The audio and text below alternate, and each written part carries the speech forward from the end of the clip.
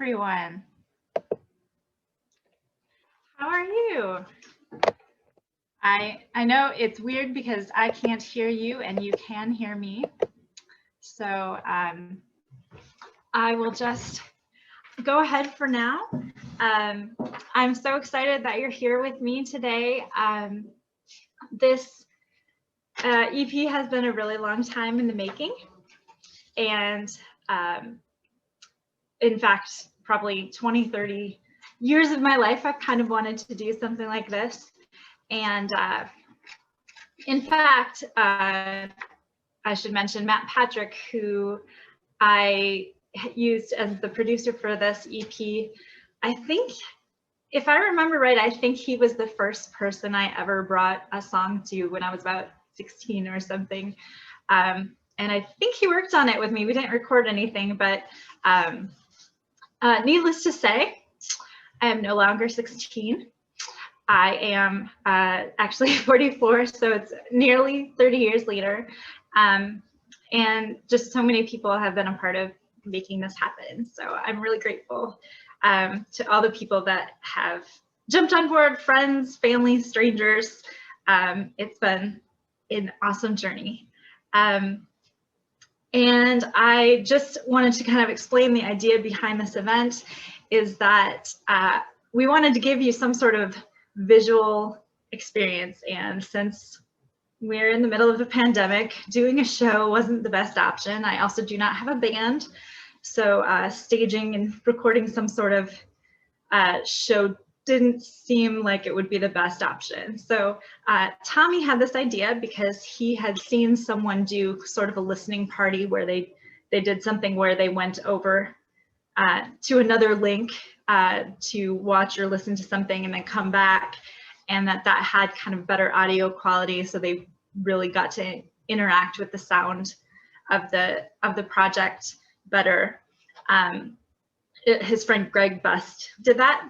And then also another friend of a friend, Jess Kashimana, who I met through Jessa Roque, suggested maybe that a video might be, or doing videos would be a better way to be able to know in advance that the sound quality would be good. So that's what we're doing. I have these little cards. I'm cheating here, but just to remind myself what to tell you about. So the setup will be, we're going to put a link in chat before each video, so you don't have to run around looking for it. It should just be there for you. We're going to mute for the length of the song, and maybe another extra 30 seconds or something. Just give everybody time to get there, listen, watch, come back. And then we're just going to have a Q&A in between each. The first 3 videos are basically just me using my iPhone. So you're just going to have to lower your expectations a little bit. And then it gets a little better from there, actually. Actually a lot better. My friend Andrew, the clip that I posted today on Instagram and Facebook is from the video for Peter's Lullaby, which my friend Andrew Crandall jumped in and helped me with. I had Tommy and I had driven around town and gotten these shots, but I had done some other shooting at home, and then I got to the point where I was going to kind of put it together, and I didn't know what I was doing, clearly. So Andrew came in, rescued us, and helped us out, and he's very good at what he does. So I hope you'll enjoy that. And then Tommy knew that I was a little bit exhausted and didn't have an extra idea for the last video. So he jumped in and did something with found footage. And so it's kind of a unique, different feel from the other videos. So they get more interesting. You may want to grab a set of headphones if you have some nearby. Just, your sound quality is going to be better. There may also be, for some people, I'm not saying all of you, but I have been told by a couple people that Kleenex might be necessary. So if you're a crier, then maybe have Kleenex nearby if you anticipate something like that. Before we go any further, I want to take a quick second to introduce you to Kelly Schneider. And she designed this lovely CD cover and front, back, and the imprints. And she did a wonderful job. I'm very, very thankful to her. And she also designed the banner on my Facebook page, which was on the waiting page for those of you who got here early. And she's also allowing us to use her Facebook Zoom account for this viewing party. So she's going to let you know a few things before we get started, and then we'll switch over to, I'll put up a screen directing people while we listen to the video or watch the videos, just so that if anyone jumps in later and, so they're not lost and they know where we all are. So take the floor, Kelly. Hi there, everyone. We have Christy pinned, so if you can't see me, that's okay. You don't need to. But I just wanted a quick check-in. I'm sure many of you use Zoom a lot, but just in case you're new to Zoom, I just want to let you know how to get to the links for these videos. So there's a menu at the bottom of the screen, and if you don't see it, you can just hover over the screen, or if you're on the phone, you can just tap anywhere on the screen, and that menu is going to pop up. And you're going to see chat in the menu. So all you do is click on chat, and the chat window will pop up, and Christy will paste the link there, and it will be in blue. And so let me just quick see here what I wanted to say. So yeah, so when we break, you'll just click on that link and you'll be directed to YouTube to watch the first video. And then after you're finished, we'll return here for Q&A. And then when we come back, I'll quick share how that Q&A will work too. So just kind of how to find things if you have any questions. Also, if you have any questions, you can chat directly to me or Christy, but I'll respond if you have any support questions. And we will be opening up the chat after the 5th video is played. But right now we're kind of keeping it simplified so that it's easy to find the links so they don't get buried in the chat or anything if someone's looking for them. So we're ready to break. And again, if you have any questions, once you're in that chat, you can ask me them if you have any questions and technical questions. So thank you. Here we go.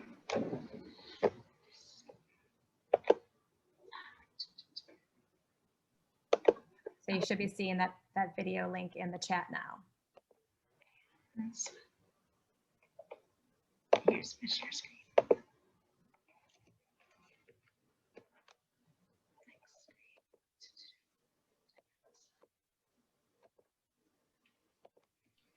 And Christy, mute yourself too before you pop off.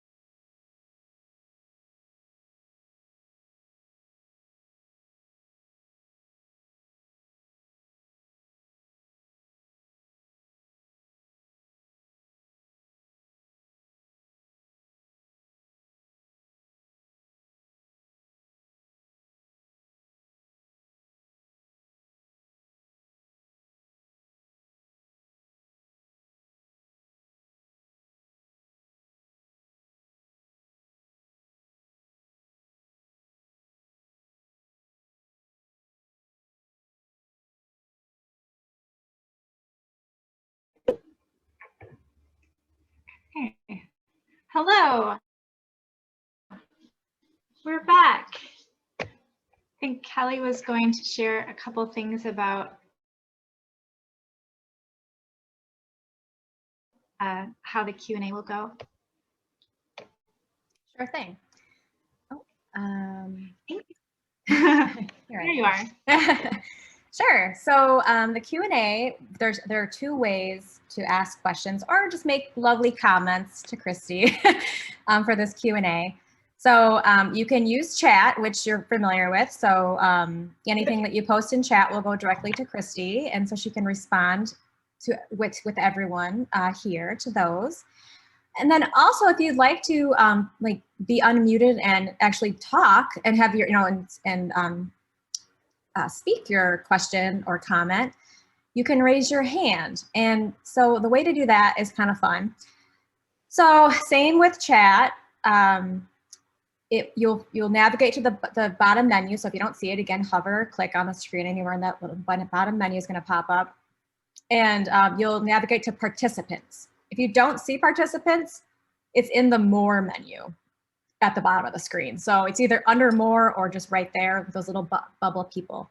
So you click on participants, and then you'll see all the participants listed at the side there. And then at the bottom of the list, you'll see these little buttons, and one will say raise hand. And so you can raise your hand, and then we will unmute you so you can chat verbally. So yeah, so if you'd like to raise your hand or send a question or comment through the chat, you can do that now if you'd like.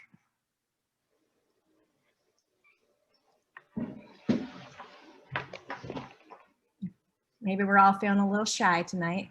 It's Friday, so it's definitely unwinding. That is fine. I prepared. Oh, we have a hand raising. Trying to escape. Oh, yes. Okay. I'll do it for you. It's Sarah Tucker. Okay. And I'm going to ask to unmute you, Sarah. I think we're good. I think we're unmuted. So like, there's Sarah. Hi. I was curious, like, in terms of like the music, like, where did you kind of get the inspiration for the feel of the music, and how did it get created? Like, was it is it drum machines? Is it all live instruments, or like how did it go?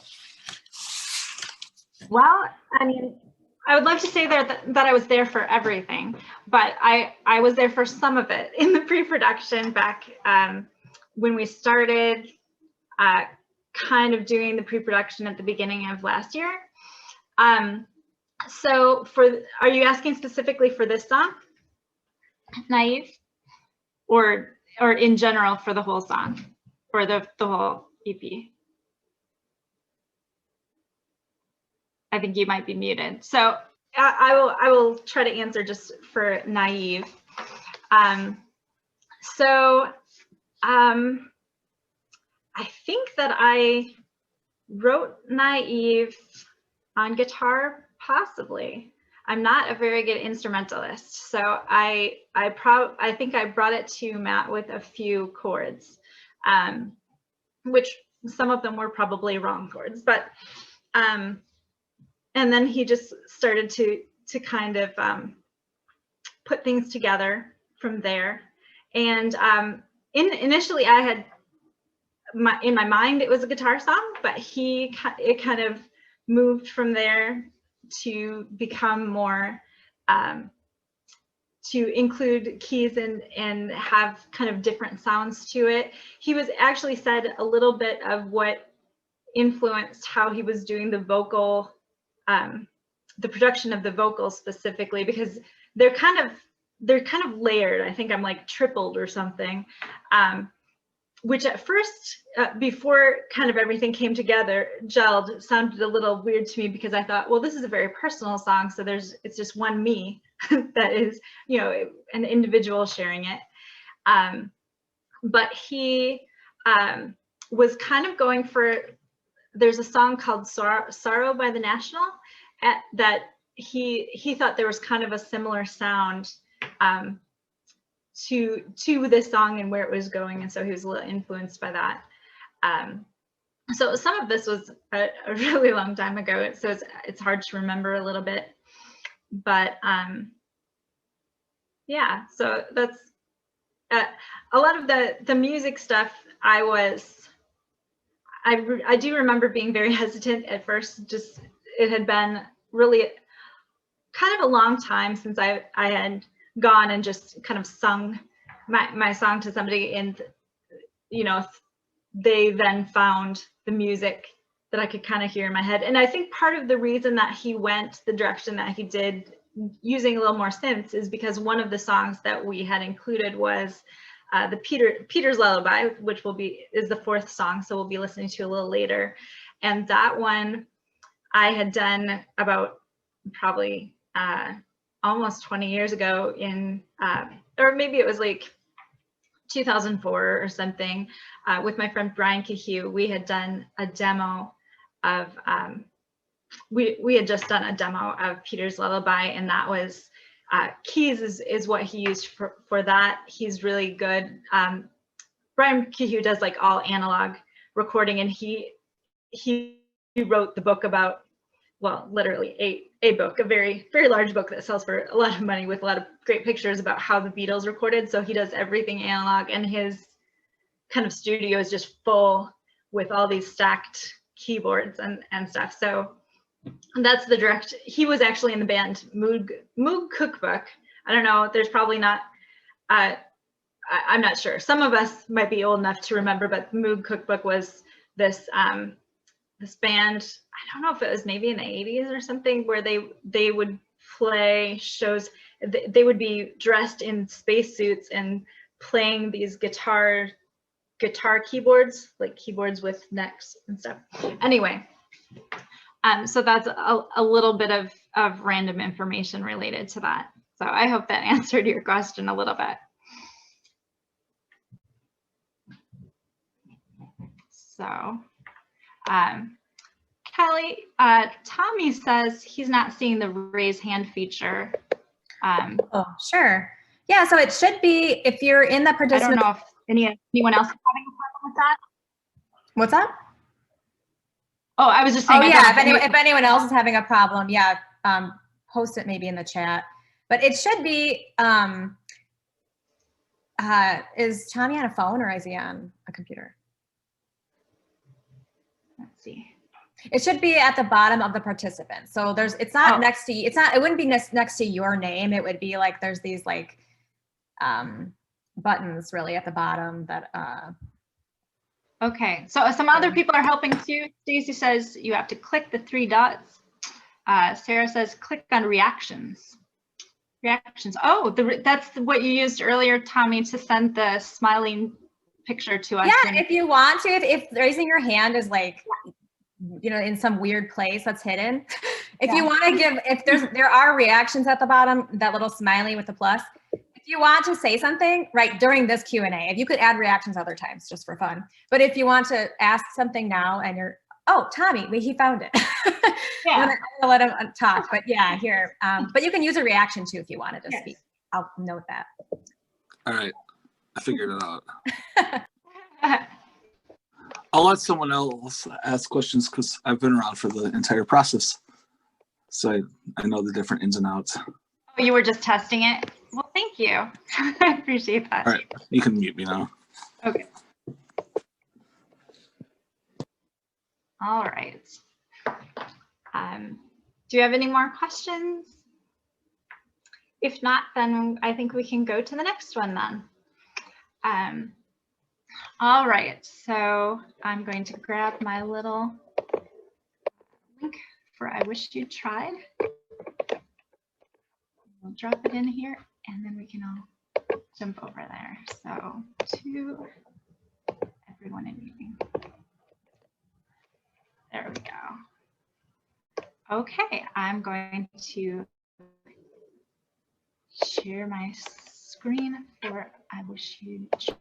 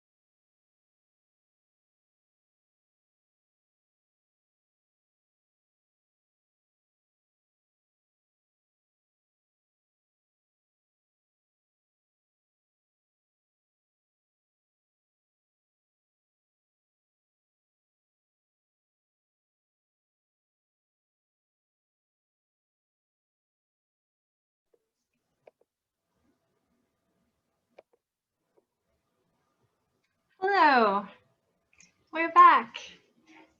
I appreciated Rachel Dunlap. She's dancing, so I was like, well, I can tell the song's still going. Except for then she was still dancing, even then when everyone else was done, I think. But she's having fun. Anyway, are there any questions about I Wish You Tried?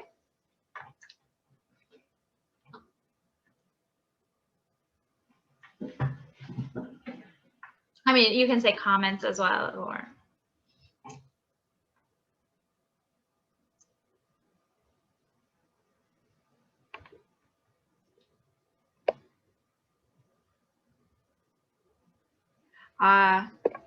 Tommy said something about how he liked the modulated effect in the bridge. Kind of like it's such a weird, it's like a muffled sound almost. And warmly taped sound. I don't know what that means. Warbly. The warbly taped sound or whatever. Yeah. So that was pretty cool. Oh, thank you, Cherie. Yeah, I think for me this was an interesting song. I'll just talk because. Oh, we have some questions. Oh, we had a do we question. have hands? Do we have hands? Do we have Yeah, questions? well, we had one hand that it was there and then it disappeared. So Oh. come back. But then we also have a question in chat. Yes. From Christopher Johnson. Okay. Do you write primarily from melody first or from lyrics? I typically do it at the same time, pretty much. So, which makes it a little bit difficult. Sometimes, I mean, some people want it one way or the other, like do the music and then write. Like I think Tommy and I would probably do more music together if I was the kind of person who could like listen to the music and then put the words to the music after the fact. But it kind of comes to the music and the words come to me at the same time.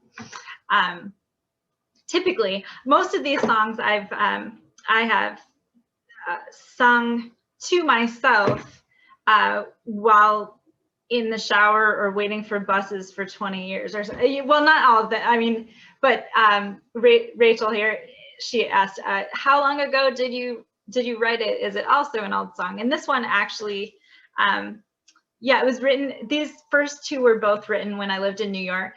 I think I Wish You Tried, or Naive was actually written on a subway, I believe. Like I have a sense of like even which subway station that I was in when I switched from the F to the whatever the other one was.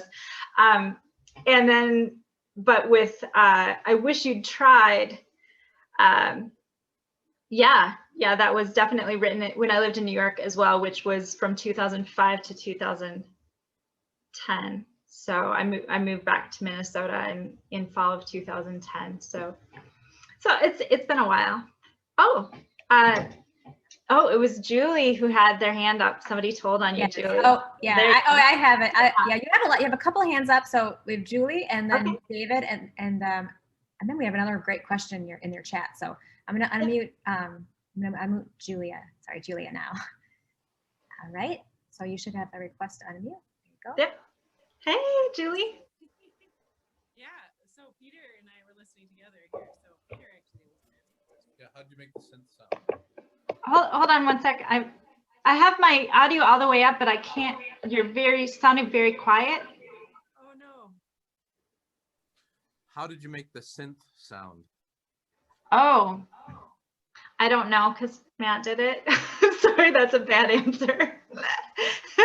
But yeah, that one this one was initially, we did write it on guitar, and then and we had even recorded the final vocals with the original like demo guitar, and I was married to that. It like made me cry every time I practiced it, you know. And then Matt came back like the next time I was in for to do like the last song or something, and he's like, here, I came up with this, and it you know had an entirely not entirely different feel, but it seemed lighter in some ways, different. It didn't pull at my heartstrings quite as much. And I was just like, I can't change it now. And he's like, I think maybe you're like, he's like, there's a thing that a lot of artists have that is called demoitis, where you have heard one thing so long that it's no longer,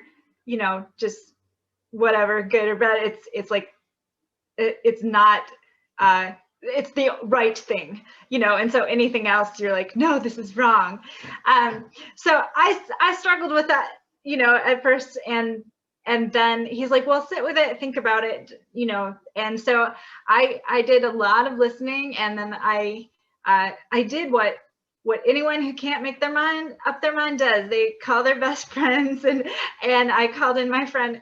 I sent it to my friend. I sent both versions to my friend Erin, who I've been best friends with for like 20 years. And I sent it to my friend Paul, also very, very good friend of mine for, I think I met him when I was like 19 or something, when he was playing for Michael Sweet from Striper.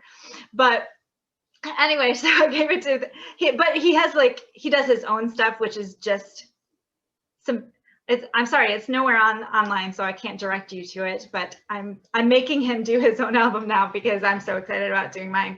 But so I sent it to both of them, both versions, and I said, tell me which one you like better. Like if I were to choose one to put on the album, and both of them said the one that we ended up using. And so it was kind of like no contest. They were like, this is the better version. And it did also go more with the sound of the album, or more consistent with the rest of the album. So I'm glad that we went with the copy we did, but we did compromise so that I could put the old demo version up on my website, just so people could still access it. But yeah, so thanks for asking.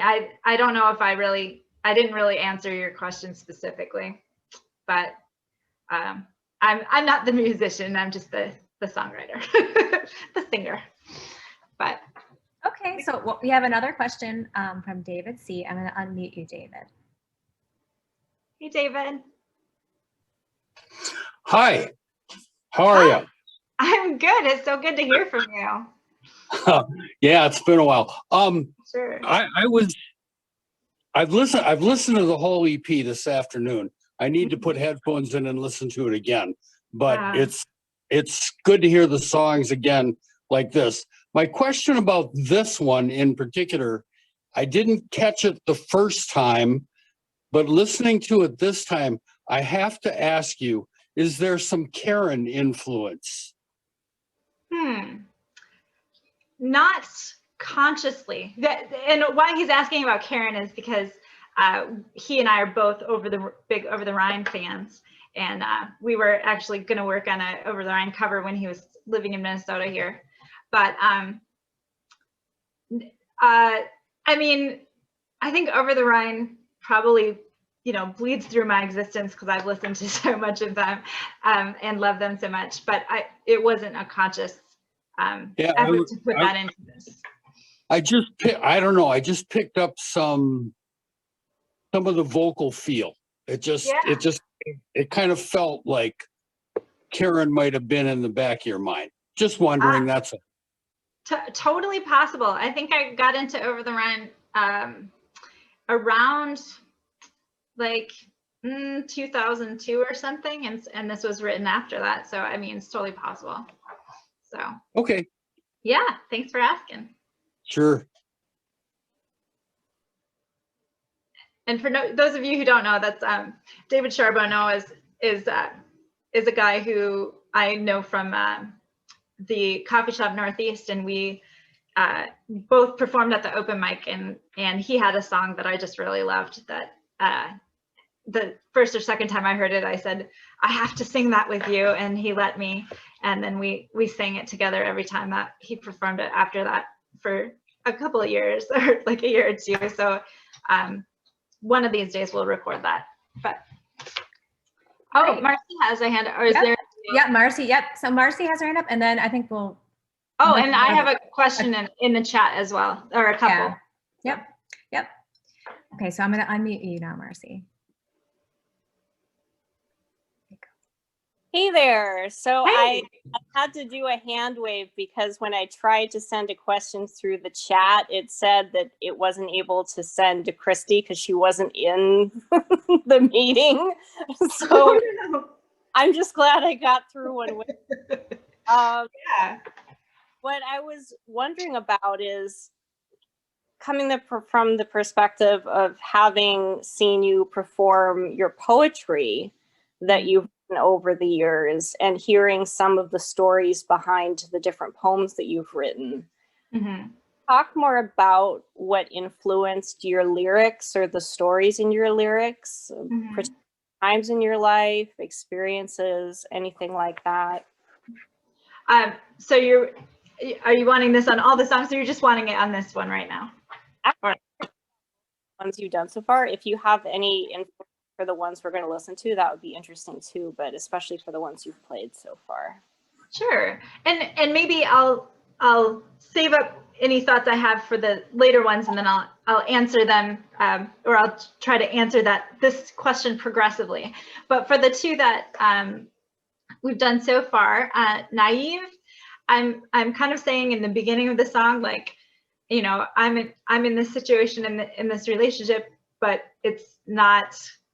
I'm not entirely innocent of the situation I'm in. I went into it with open eyes, but you know, later in this, I'm kind of at a point where I feel like, you know, I'm not getting the whole story, or just things are not kind of setting right with me, and so I'm kind of asking the other person, like, I'm kind of ending it, but at the same time, I'm saying, like, I would give this another go if we're both on the same page, and I just kind of needed more information, you know. So if they would look me in the eye, like if I would get kind of a straight answer on where everything was, then there was a possibility. But and I mentioned the other day in the interview, and they were asking about the songs. I was probably sadder singing that song. I for sure was sadder singing that song. I was probably crying on the subway writing it, but at the time. But now I kind of look back, and especially in that ending part where I'm saying I'm moving on and I'm letting go. There's almost like a sense of it's almost like triumphantly, like I'm making a healthy decision for myself, even though, you know, I accept that I made a decision that maybe didn't put me into a situation that maybe I knew that it wasn't going to turn out great, and I take responsibility. But at this point, I'm taking responsibility, and I'm making the right choice for myself at this juncture. But sometimes I like to be a little more like, you know, woo about that. Like you can have your own experience of the song, because, you know, there are people out there that do that, and I appreciate that, but I also kind of I get curious for what people's real stories are.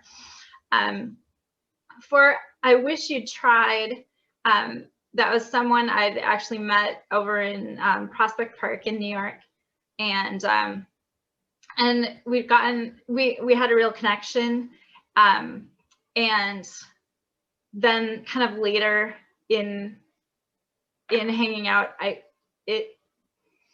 there was some stuff that was going on that was really self-destructive, and it was affecting me in some ways as well. And I just kind of had to choose at a certain point to tell that person, like, we can't be in contact, you know. And it was just a really difficult situation, partly because they were just in such pain, and I think for me that was part of why the song was so sad for me. And then on top of that, then Matt just kind of in that first pre-production really like hit a nerve in just how he captured things. But yeah, I think it's hard because looking back, I don't know the end of that story, and I'm one of those people who, like, I can't listen to the radio while I fall asleep or something because I need to know the end of stories. So that's a little hard to just be like, I don't really have closure on that, and I don't even remember the person's name anymore. It's not like I can track them down and be like, are you okay now, and all that. But yeah, that's just a little bit. Actually, that's a lot, but I'm sorry, I probably shared too much. But thank you for asking, and I'll try to touch on that.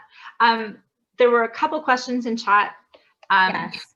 I did answer that first one about how long ago I wrote it. The next one, where did you learn how to sing? Have you ever taken lessons, or are you self-taught? I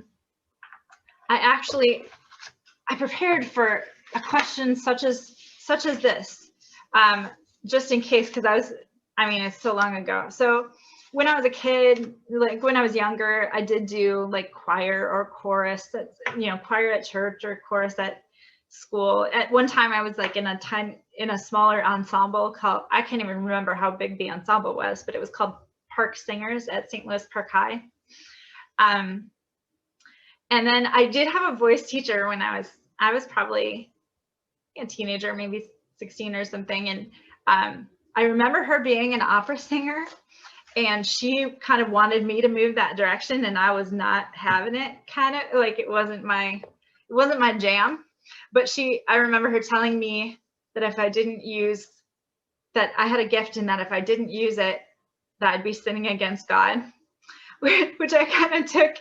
I didn't even remember her being a Christian necessarily, but it was an interesting statement, and I didn't. I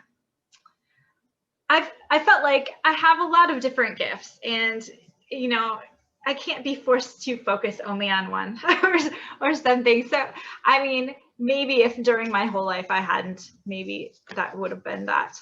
But yeah. So anyway, I did stuff like that, and then there were some various other voice teachers over the years, and the one that is most influential to me was when I was in Los Angeles. I was in a band for a while, and I had this teacher named Amy Roberts, and she was just, she was another kind of, singer-songwriter who performed out there, but she was my voice, my voice coach, my counselor, my friend, my cheerleader. Like, she was all of the things wrapped up into one. And I'm really grateful, because actually she did a session with me virtually for this album, because I just was trying to think, before I do the final vocals, I'm really concerned that they be perfect, because I'm an Enneagram 1, and you worry about things being perfect, which is not the point. But anyway, she agreed to do a virtual lesson with me, and basically I have a practice CD that I have from one of my sessions with her that I had just been practicing over and over when I've been doing my stuff. So before I did my session with her, I did the whole CD, the whole practice thing, and then when I got on with her, we just sang through all of my songs, and she gave me pointers on each song.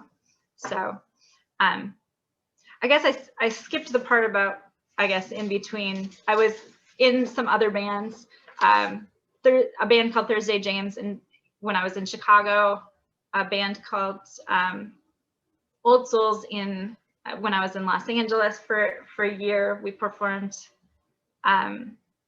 There was in between, I did a little open mic thing in Hollywood. When I was in New York, I did a little bit with Rick Bierhorst, and just occasional songs with friends like David Charbonneau or something. Tommy and I recorded a couple of songs, and there was one time in college where I wrote a song for the Student Missions Fellowship group, which was it was a group song, and I didn't think I did that. And so we had signed up for this artistic kind of performing group, and we wrote what we did, like what our creative talents were. And so I had written songwriting as one of them. And so they approached me and they said, all right, so we're going to go do these performances, and we're going to do drama, and we're going to do these videos and other things. And we would like a group song that we can perform. Can you write it? And I kind of looked at that, and I just said, I think that I do that, but I could go pray about that and get back to you. So that's what I did. And I think a half an hour later, I was in their office or whatever, and I sang them the song, and we ended up performing that for like a year. It was very catchy, but yeah, so just for the most part, I've kind of been on my own with voice, but I do feel like my time with Amy Roberts specifically, when I was out in LA, helped to develop me and teach me little tricks that I could use, which I did even in the song. I wish you tried. She taught me the trick of like using an H at the beginning of your vowels sometimes, because it helps you have stronger, like the O's or whatever, but you start with a silent H or whatever, and it helps you breathe better.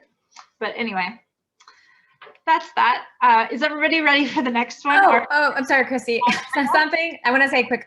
Something's going on with our chat, so some things are going privately to me. So we'll fix that over the song. So there's there's just one question you already answered. That one by Alicia Guild. This is just a nice follow up to another question that you answered. She said you said that you've been working on this for a long time. Are the inspirations, experiences in the past? Yeah, you talked about that. But if so, what is it like to revisit those experiences now? Yeah. Oh, Alicia, it's good to hear from you. And that is actually a very good question. I guess I did answer that a little bit in terms of like that Naive being kind of a breakup song, and it's different this far from that experience. And now I'm, happily married, and it's easier to sing a breakup song when you're not single, right? But I think, and obviously on I Wish You Tried, all these years later, somehow it was still impacting me. So I think the only song on this EP that is new is the next one. So that maybe this is a good lead into the next one. So Reach for You, I actually got together, a friend of mine, Liz Brosnan, had some questions about how to do, to record an album, because she's like, well, I would like to do something like this someday. So can I just ask you your experiences now that you're going into the studio? So I was happy to have that conversation, and she came over, and we just, sat down in my study and talked and sang to each other and all that. And she asked me the question, what was the last time I'd written a song? And I couldn't quite remember because it had been that long. And then maybe a day or two later, I wrote Reach for You. And it was at a real pivotal time, actually, in the process, because Matt had kind of had me come in. I sang him a ton of songs.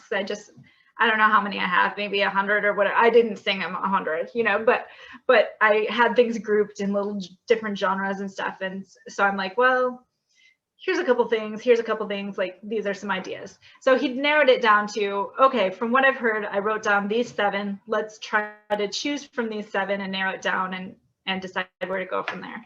So I was at kind of a crossroads at that time, and I didn't know what held together or what common theme there was that I was seeing. And then I wrote Reach for You, and suddenly there was kind of like this theme of trying kind of jumped out at me. So it was like, oh, in the first one, you're saying like, if you'll try, I'll try if you do, and then, I wish you had tried. And then Reach for You is all about, kind of trying and failing, and taking those failures and fail forward, keep going, even go into the unknown, and help each other kind of as you do it. Just take the chance, take the risk, or whatever. And then Peter's Lullaby, I kind of like that in that sense, like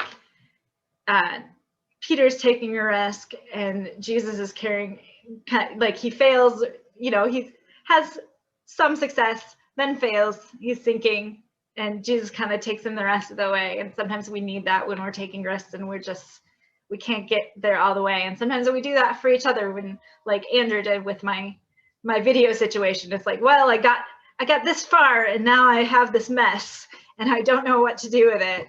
And he came and he's, you know, I can help you the rest of the way. And we do that for each other in different ways, I think. And then in that last song, Don't Be Afraid, you know, I think that's just still goes back to trying, like, and whether we're trying to reach out to other people or we're trying to accomplish a dream or something like that, that it kind of has the message, like, you begin at the beginning, and everybody, you know, has to start somewhere, and the beginning is where you start. So you got to kind of give yourself grace sometimes to be there, to put out your awkward iPhone videos and say, like, I'm not a great videographer yet anyway, but this is what I have, and trust the people around you to watch you, that love you, to watch you take kind of your first stumbling steps in things, and you know, try, fail, whatever, and then continue to learn and do better, I think. But yeah, I hope that answers the question a little bit. Do we have any more that got misrouted to you, Kelly, or? Nope, just a hi, Christy. Hope you're doing well, from Terrence Bowles. Terrence. Answered the question from Christopher Johnson about the primarily, do you write primarily with melody or with lyrics first? So yeah, so you're all set on my side. Okay, cool. I think we're good now. And thank you for all the questions. I did have like this fear that we'd all be here and no one would ask any questions. I even like saved a picture of, you know, in The Little Mermaid where the bird is like staring at her. So I was gonna like share that if we like all were sitting here staring at each other, very bored. But luckily I didn't have to do that. So I'm ready. If you're ready, I will go grab the link for the next video.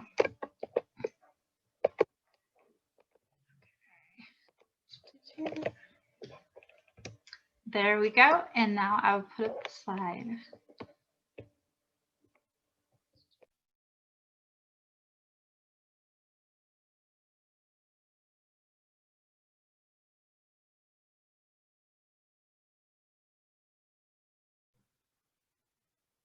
Chrissy, I'm not seeing it. I think you may have posted it to just to one person. You have to have it be to everyone. Can you hear me?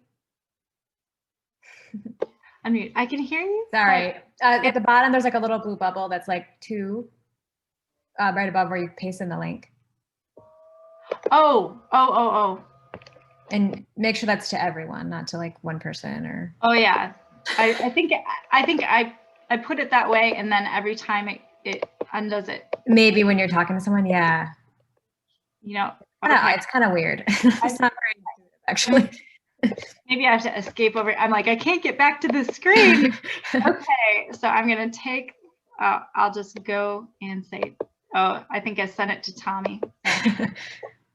Tommy, he already knows where to find things. Okay, right, there we go. That should work for everyone. Thank you, Kelly. I appreciate that. That's why you're here. Yeah.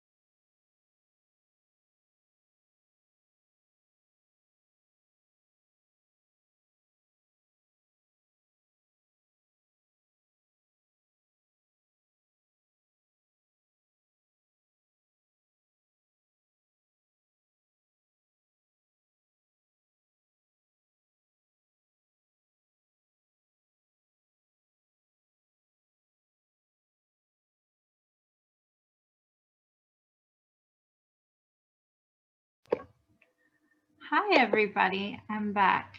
Sorry, someone was having problems joining the call, and so I was trying to send their question over to Kelly so she could handle it while I answered questions. Sorry about that one. Let's see.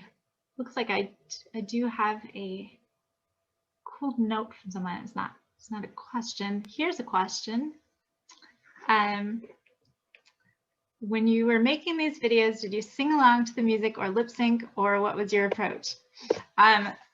Probably some of you have already figured out that I did lip sync, because there was one word in Reach for Me that we removed in our last take of the song. So it was the word just. I said just like bowling pins, and Matt was like, let's take that out, it will go smoother. But when I was doing the video, I mean, I'd sung it like a million times with the just, and only, you know, a couple without in the studio. So I since it is challenging to make these music videos and have a whole take that is basically acceptable and you got most of it right, I just left it in there because actually somebody from my church, Mercy Vineyard, I was after our church, we have like a little online cafe, and you can go and people will pray for you or whatever. And I was kind of talking about the EP and some of my things that I was dealing with, and this gal, Melanie Wadby, I'm hoping I got her name right. Yeah, but anyway, Melanie said to me, she said, done is better than perfect. And to her great credit, that has stuck with me throughout this process and has helped me very much. Oh, okay, Kelly just sent me the meeting ID, so I'm gonna send that to that other friend. She might already be here, but I don't think I've seen her yet. Anyway, so I've got so many places I'm looking. I'm sorry. I hope that I seem focused enough on you guys. Anyway, yeah. So I did lip sync, and hopefully it wasn't. Oh, she said she didn't notice that I lip synced. So that was my goal, that you wouldn't notice. But I have now admitted it publicly, so it's a whole Milli Vanilli thing. That will make sense only to you, those of you who are a little bit older. But anyway, anybody have any hands raised or any other questions? I suppose I could continue, you know, my progressive answer to Marcy's question. What was the specific inspiration for this one? There was like literally a moment just with somebody where I just had a moment and I just felt like I saw something in them, or like maybe a sadness in them that I recognized or I related with. And that's probably what inspired that first line. But other than that, the song just kind of birthed itself, and I'm sure it's based out of a lot of like my wanting to you know, my wanting to complete things and to do them. And for instance, for this event, I almost went back to earlier today. I didn't have time, but I just thought, if I went through if I could find my old goals folder, every year when I would write like resolutions for the new year, basically, I'd be like, and eventually do an album, you know, at some point. And, you know, that would just be kind of something that was carried from year to year to year. And I just didn't find a way to make it happen until now. So, I mean, maybe there's things like that in you guys' lives, or, and also there is kind of the double meaning, which I realized later in the words reach for you, where you're reaching for people in the sense of connection, but you're also reaching on behalf of them, in the sense of like collaborating and helping out when people can't do something themselves. I see a hand, Tommy. Yep, we'll unmute Tommy. A quick question, really quick though. Sorry, where did you post the link at in the event? What link? For the Zoom link. I just didn't see it posted on your event Oh, page. I sent it back. She had sent me a text message because she wasn't actually in the. Oh no, I just meant for the event in general. I just didn't see it on your event page on Facebook, so I just didn't know if that's where you're posting. Oh, the link for the Zoom event, you mean? Yeah. I did it in 3 places on the event Internet. invite. Yeah. Okay. I put it in the description of the event. I just overwrote everything that I'd put prior. I also put a post on it just in case that didn't jump out. Oh, good. Okay, yeah. Oh, Also- now I'm seeing it. Weird. Yeah. I'm looking at like an old view of the page. Okay, good. Okay, great. Sorry, just wanted Yeah. to make sure. All So right. hopefully people can find it. Oh, Yeah. That's great. Okay, cool. All right, unmuting you now, Tammy. Okay. Here we go. Hey, what's up, Kelly? Okay, so just for everyone tuned in, it is really hard to get some traction as an independent musician without the gatekeepers that you pay thousands of dollars to try to get you on the radio. So just note to yourself, just jot it down so you remember later. Reach for Me is Christy's single. I do know people at the Current have it, and there are some people that work there that are actually pretty cool. So just if you get a chance in the next day or two, shoot them an email or tag them on an Instagram or Facebook post and ask them to play the song. Because if they get about 100 requests for the song, they will play it. They're pretty good about that. So this song, Reach for Me, just do that for Christy. That would mean a lot to us. Aw. Make a note. It is very nice to have a husband that goes to bat for you. That's it. I didn't know that about the Current, but now I do. I've learned something in this call as well. So cool. Let's see. Any more questions? Any more hands? All right. Then I will pull up the next time.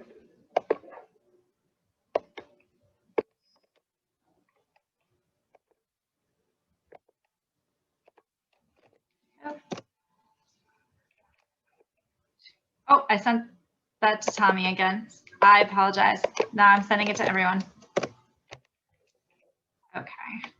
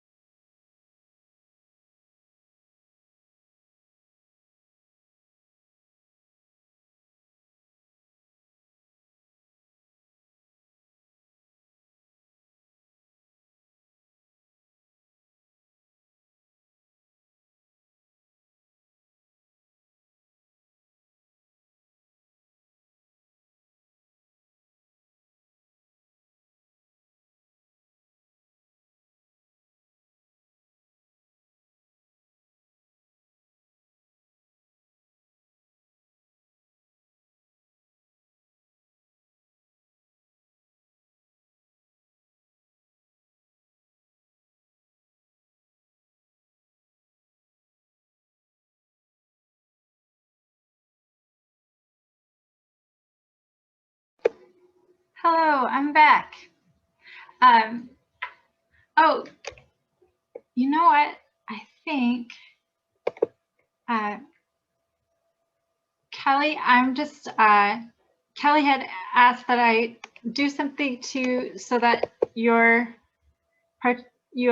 chats don't go to her accidentally, but I already have participant can chat with host only set, so I think Interesting. I can just remove you as the host if you want, or the co-host. Oh, sure. I mean, it's fine. I don't mind relaying some messages to you. So it doesn't seem like it's a problem. I just want to make sure you got Okay. everything. Just know, like, I'll let you know if there's any messages Okay. that come through. Yeah, no it worries. is confusing that they're going to you. It is. Yeah. You'll have them all at the end though.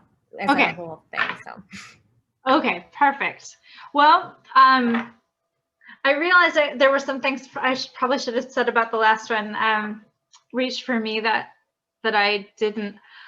I do want to take a vote. This is just my own curiosity. If you noticed that I had used the word whack-a-mole in that song, are you pro or con on the use of whack-a-mole? There was split reactions on that, and I'm just curious. You know, when we actually did the recording, I obviously had an opinion, and other people had varying opinions, and so I'm curious as to, you can vote in the chat if you had noticed that was a word and were for or against it. But I thought on that one there is something I can actually say about the music or the instruments. Maybe people stopped asking about that because I don't know a lot. When we started that one, Matt was starting it, you know, picking it out on the piano, and I remember just like sitting there and just being, and because this was the first one, right, that we were working on, that I hadn't brought him I hadn't brought him any chords or anything. I'd just written it a cappella. So I was a little nervous about, you know, the process of like, how long is it going to take to find it? And I remember just like sitting next to him on the piano bench, and he's like plunking away and picking things out. And just at a certain point, I'm just like, oh, we're not going to find it. What if we don't find it? Like, you know, and then, you know, as time went on, then we landed on it. And when I wrote it, I think it even had more drums in my head than it ended up having.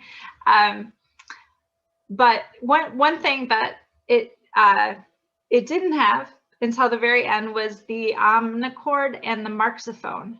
Now, I don't know enough about marxophone I don't hear where it is, but if you're, you know, if you do producing, which I know some people on this call do, like, you might be able to pick it out. But the omnichord Matt added after, and that's that like little sound kind of in the instrumental bit or whatever. It's this cool little instrument. It's very, very hard to describe. But he added that there was like a little bit in the instrumental that was fine, but I thought it sounded just a little bit more electronic than I liked. And so at this point we were well past the end of my budget. And so I was just like, you know what? I'm like, I am really happy with 95% of the song. And if there's like, you know, a tiny thing that I don't resonate with, we can leave it. Cause I'm going to call that a win. I was going with the Melanie Wadby, like, done is better than perfect. And I believe that, and I don't want to like take advantage of people's time. But he went in and he got inspired. And I had just said, you know, I feel like I need that I would respond more with something a little more acoustic or like organic. And so that's when he added those additional things. And I think that the omnichord actually adds like a lot. It's just like that little, or I don't know. I can't sing you the song of an omnichord. But if you go back and listen to the song, and you might hear it and you might be like, oh, that's a really cool thing. That's what he added afterward. Oh, some people, One person noticed the whack-a-mole and liked it. Yes to whack-a-mole, pro whack-a-mole. Okay, so we have a few pro. One question.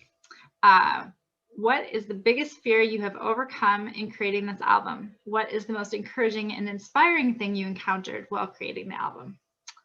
Those are very good questions. I think sometimes I think probably the fact that so much time had passed between, like so many years it had passed for this dream, that at the beginning my big fear was that what if he can't find the music in my head? You know, like it was, you know, like I posted about, you know, a blog post, I said I want to make a music, but I didn't want to name him because I wasn't saying that, you know, he couldn't do it, but I was just like, what if, you know, what if it doesn't translate? What if we don't have the magic to do the thing or something? And so I didn't want to name him in case we failed. But it is funny because we did have I don't know how many people are on, but we had a lot of people RSVP, and I just thought, well, you know, we're doing something kind of new with the technology here, and there's a lot of things that could happen. This could work well, or it could really not. And I'm like, well, you know, if 100 people have RSVP'd, I'm like, well, if I can't succeed, I'd at least like to fail dramatically, which has been a saying of mine in former years. And I thought this definitely gives me the opportunity for that. Yeah, I mean, I think most artists, we fear a little bit like putting something out into the universe and not having it connect with anyone. And I think, you know, like you feel more alone if you do that, if you take that risk and it doesn't hit any chords with anyone or something. It's just like a nice thing that you did or something. I think the most encouraging and inspiring thing I encountered, well, while creating the album, I was going to share something after, but which is related to all of this. I don't know. I mean, there have been a couple things after, but since while creating it was a while back now, I think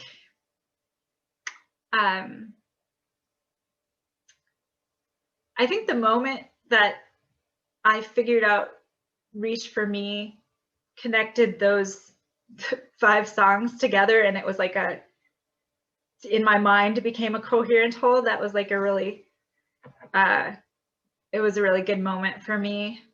Also,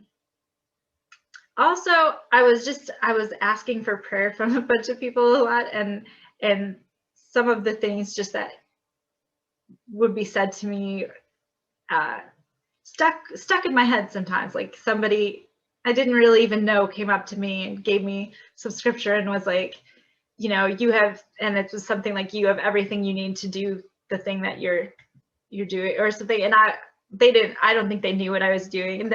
And there was somebody else who was praying, and she kind of like ended up describing to me what kind of, she's like, I feel like it's this kind of music or something. And I was like, it is. Like, how do you, you haven't heard anything. But there were random things, like little things like that. But yeah, I just think along the road, just things starting to gel, things starting to come together. So many people just being encouraging and sharing. Like at first it was like just sharing a couple songs, like with Tommy and Alex Lowry in the living room, and just being like, so what do you think? Got any ideas? Like kind of thing. And just having them, you know, give feedback and stuff like that. That was encouraging. I was going to say what I had almost said about after was just there was a moment. I've been doing a couple interviews, and I have a couple more coming up, which is weird. I haven't done any interviews since college for my band Thursday James, which was a significant time period ago. And there was one of the interviewers that I talked to said that they had started to listen to the album a couple times and had to turn it off because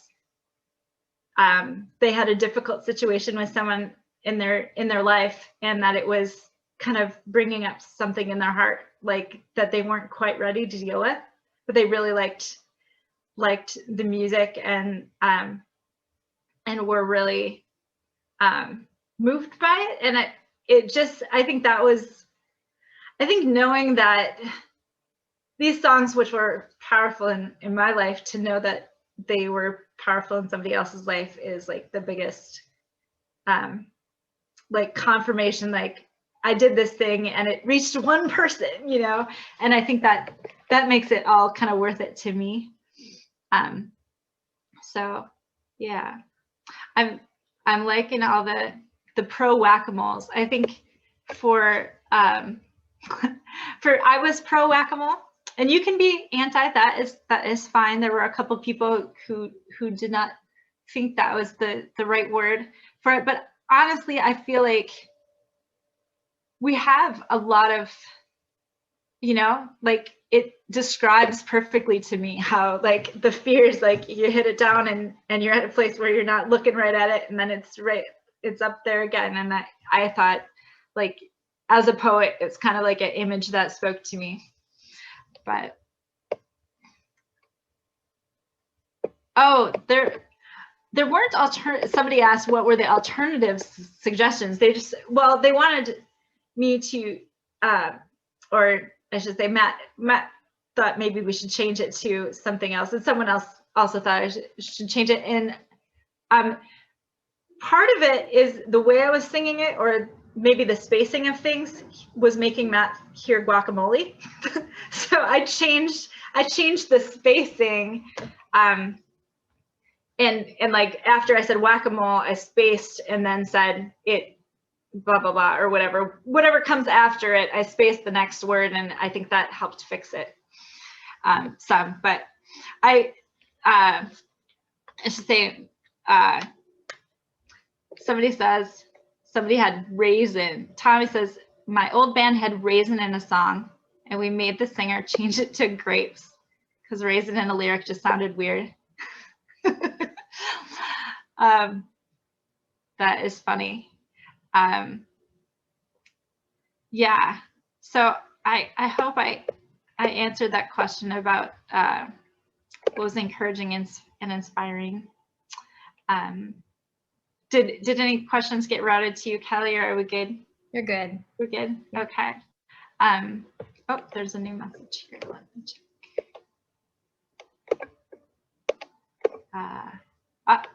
She said, I did answer that. Okay. Let me see, Marcy, my progressive answer for Marcy on the inspiration for Peter's Lullaby. Peter's Lullaby, these last two are probably the oldest songs on the album. They might be 20 years older or older. I mean, Peter's Lullaby was the demo was recorded in 2004, and Don't Be Afraid, I'm not sure exactly when I wrote it, but I remember thinking when I did that I almost needed it enough myself that I'm like, if I had a band, maybe this would be the first song every time, or at least maybe I'd sing it to myself backstage or something. Because I always used to be really, when I was in Old Souls, I would judge all of my shows by the percentage of time on stage that I was terrified afterwards, and 50% was good. So it was definitely there. And there was like this specific time on stage, I remember with Old Souls, where I hit a pocket and I was like in it, and it was like this sense of like so much fulfillment in that moment, because I realized, like, for a second I'd stepped out of myself enough to be just like really 100% there. And I mean, it made me want to do that more and get there more, which in turn means taking more more situations where you're terrified, but before you get there maybe. But there's something, I was telling Erin this earlier. I had a roommate who in New York who like would audition for Broadway shows and stuff, and once we all went out for karaoke and she just did something, and like there was this, she was so perfectly, and her voice was just right, and you could just see like her operating in her gifts, and I just started to cry because there's something about seeing people in their, just in the place that they were meant to be, sort of, that is inspiring. And I think there are things that we can do, different ones of us, like we have things that we can do that other people can't do. Like people could be dealing with things and I might have the words to put into words that kind of experience, and somebody else might not, but it might help them through that time or say the things that they need to hear. And so I think I've gone way off topic, but I do think that that's kind of my desire in doing this, is to do one of the somethings that like I might be really great at my job at doing calculations and stuff at work or whatever, but there are other people that could do that, but there's not other people that could write the songs that I would write or whatever. So that's been a little bit of what I've been trying to, and when I mentioned my friend Paul earlier, he's had these amazing songs in him I've known him since I was 19, so you know, about 25 years, and he's never put them out there for anyone to hear, and they're some of the best songs I've ever heard in my life. And I think that there are people out there who are more talented than any of us who no one's ever heard, and that I don't know, I think and not just in music, but in other things, like things that people desire but no one knows. I think I read something today or heard something, or oh yeah, it was on Humans of New York, about somebody whose mother had kind of just been raised to think that the only thing that she could do was be a mom, and didn't really have options outside of that. And then she asked her once, like, Mom, did you ever have any dreams, like anything that you wanted to do? And her mom said, oh, don't ask me, like, don't even ask. And she kind of pushed her a little, and she said, well, there were a lot of things, but I wanted to be a pilot, you know, but mostly how I wanted to be a pilot. And just like, I like to think that the story is not over till it's over. And even if you have procrastinated something like me for 20 or 30 years or something, and you haven't got there or whatever, that it's not too late. So but yeah, I guess I talked a little bit in the interview the other day about Peter's Lullaby in specific. I think it's, well, I know that it's inspired by the story where, I think it's in Matthew 14, if I'm remembering right, or something. It's in the Gospels where Jesus stays on the shore, and I forget what he's doing. I think maybe he went somewhere to pray or something, and then the disciples went out on a boat on a lake, and then there was kind of a storm, and it started to get, you know, kind of choppy out there. And then when and then they looked up, and Jesus was walking to them on the water, and at first they were like, is this a ghost or whatever? And Jesus, like, you know, it's me. And Peter says, like, if it's you, tell me to walk out to you. And so he does. And then Peter does walk out to him, and for a little bit he does walk on the water to him, but then he kind of gets distracted by the wind and the waves and everything around him, and he starts to sink, and he's like, you know, help me. And then it's not, the story in the Bible is not this descriptive, but I think in my song, I'm imagining the sense of like Jesus is carrying Peter, and it's kind of like singing, and that's why it's called Peter's Lullaby. Just kind of like Jesus, like I'll take care of it. And there's like this thing in the story at the end of the story that seems kind of mean to me, where he was just like, "Oh, you have little faith. Like, why didn't you believe?" or whatever. But just recently, I just kind of got a new perspective on that, where I think it was kind of like, I don't know, there's like scenes in movies or whatever where lovers like make up or whatever, where they're like,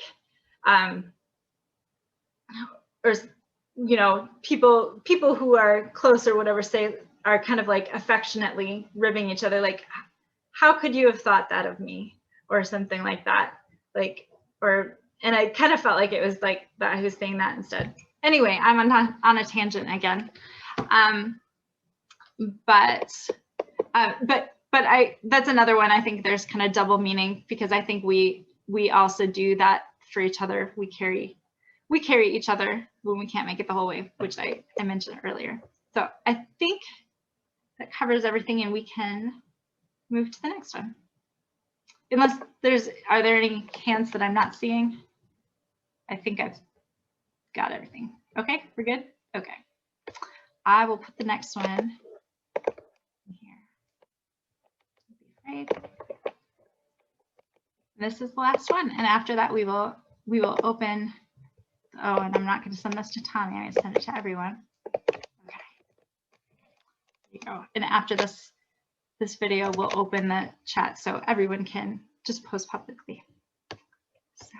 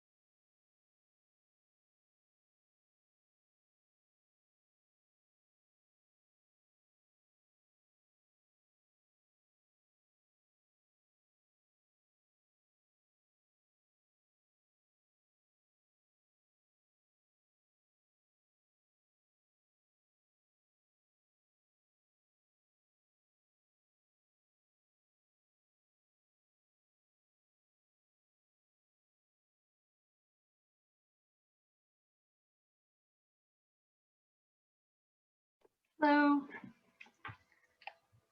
Okay, I'm back. Aw. Early, his name is alive.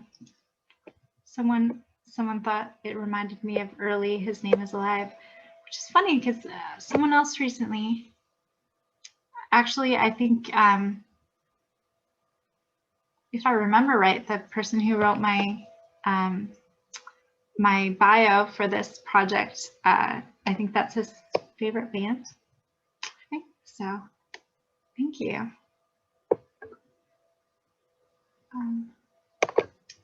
Oh, we're changing the chat to everyone public. Okay. Yeah, Tommy says he can totally see that too. I just changed it so that everyone can message everyone now. So you can do that. So you can respond to each other. You can also still raise your hand. You have that option as well. Okay. Don't see any questions. So Marcy's progressive question. I think I kind of already touched on that for Don't Be Afraid. I don't know. It was so old, basically. But I mean, it's a pretty simple song where I guess it means what it says. I don't think there was a specific situation that I was applying that to. Anyway, if there's nothing further, I don't want to rush anyone, but this has been a long call, so I feel like I've probably answered all the questions. So I just have a couple more things. I will share my screen while I share them.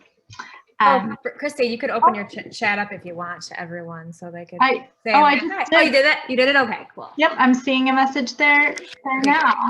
Okay, great. Can't see who it's from, but I really appreciate what they said. They said really nice things. They have to get their kids to bed. So multiple kids is probably Peter and Julie. But thank you to whoever wrote that. For some reason, it's not showing. Maybe if I look at the participants, there it is. Yeah, it is from Julie. Cool. Tommy said something actually about the last song. He said, message seems timeless, so I deliberately used old footage. So that's really cool. I really appreciate that Tommy did that video for me. And also what Andrew brought to the other one by adding all the stock footage that he did. And I think he really did a great job and tied it together.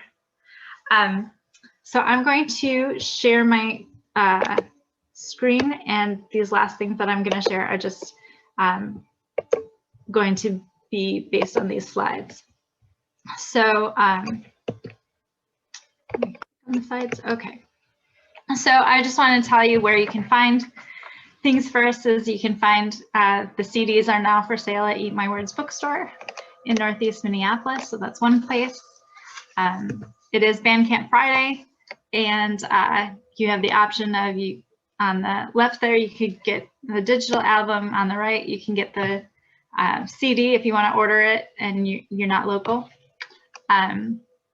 So that's an option. Oh, and to explain what Bandcamp Friday is for those of you who maybe aren't musicians and super aware of this, Bandcamp Friday just means that they don't take the website doesn't take their set percentage during Bandcamp Friday. So it more of the money goes to support the artist. So, and just so you know, I am committing to using any money that comes in from this project on future music projects. So that is where your money will be used if you spend money on it. And you can also stream this EP at all of the following sites. I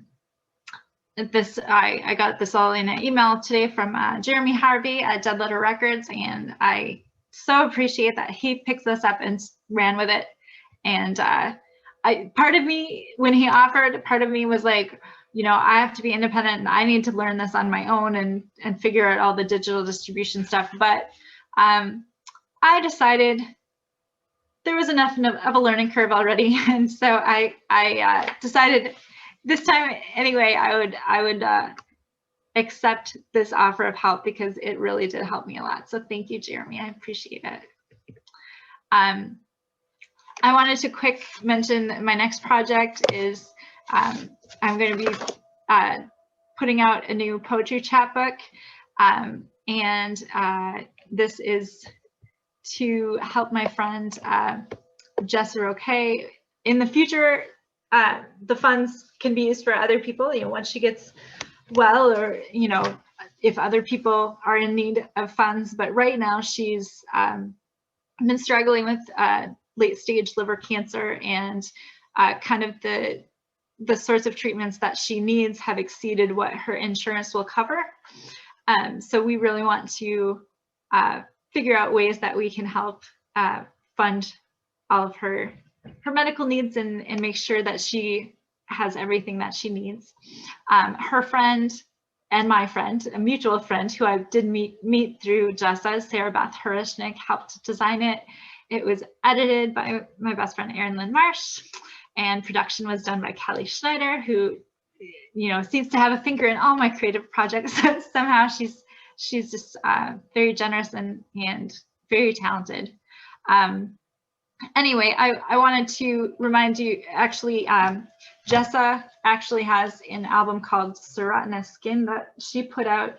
This picture on the right, that's Matt Patrick next to her, who is the producer on this album.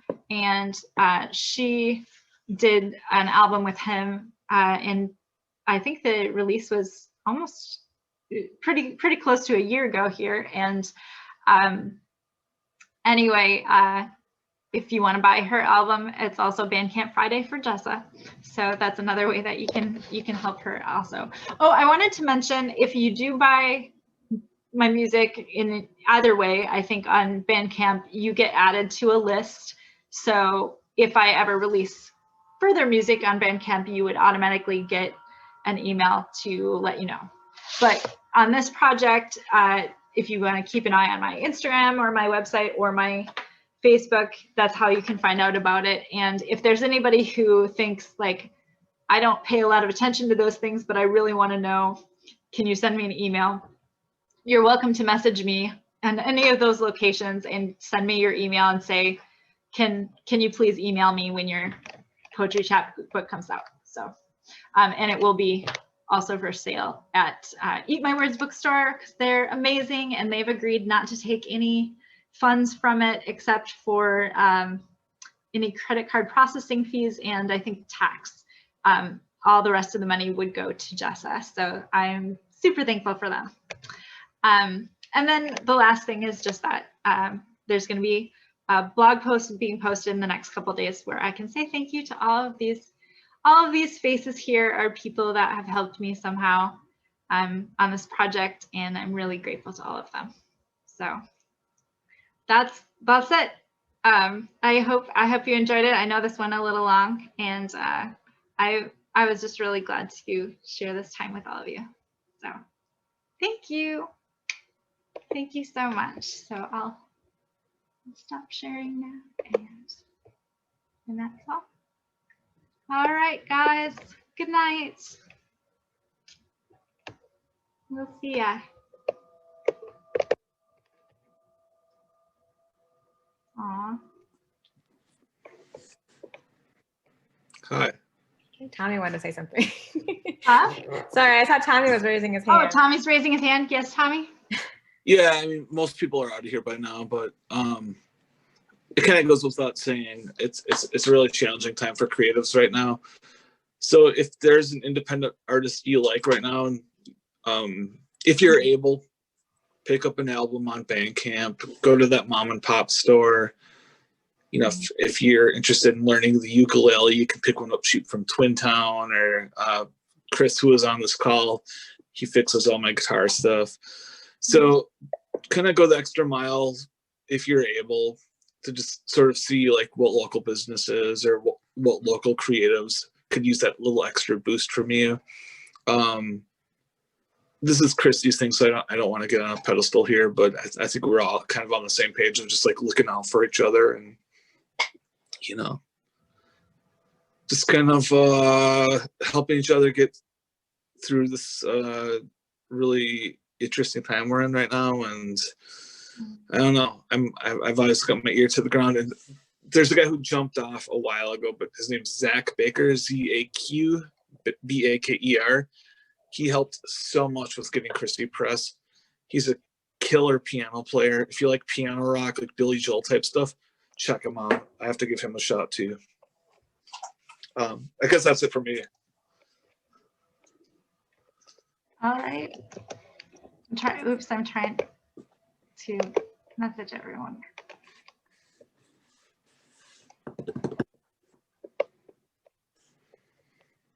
You can mute me now if you want. Oh, wait. Oh, sure. I can do it. Oh, anyway, I was right. I was trying to write back to the people who are saying lovely things in the chat. So I just wanted to say I read your chats and thank you. And you're making my heart warm.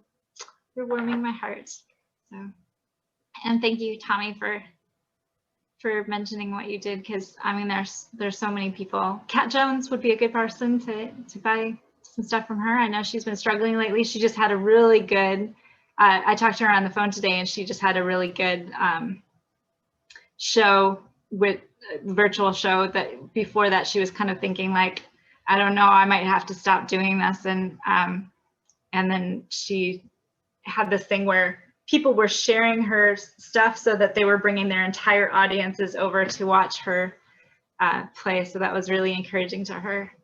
But yeah, lots of good stuff out there to support. Anyway, bye guys. We'll see you. Take care.